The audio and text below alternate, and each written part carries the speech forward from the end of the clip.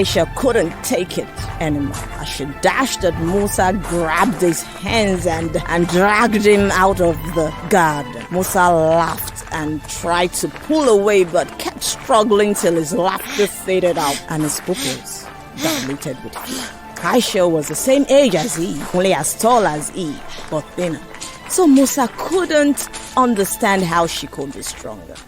Aisha pulled him towards the steps leading to the porch of her parents' home. Sit down, she commanded. Musa surprisingly obeyed.